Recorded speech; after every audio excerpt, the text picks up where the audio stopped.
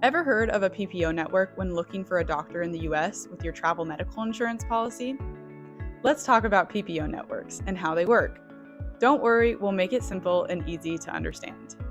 A PPO, or Preferred Provider Organization, is like a team of healthcare providers, doctors, clinics, and hospitals collaborating with the insurance company to offer you care at negotiated rates.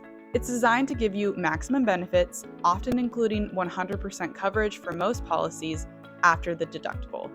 When you choose a doctor or hospital in the PPO network, you typically pay a negotiated amount. But here's the important thing to know.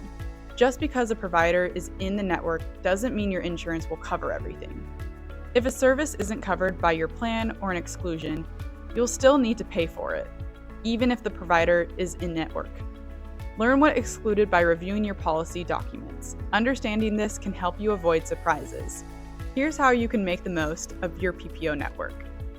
Make sure the service you need is included in your plan.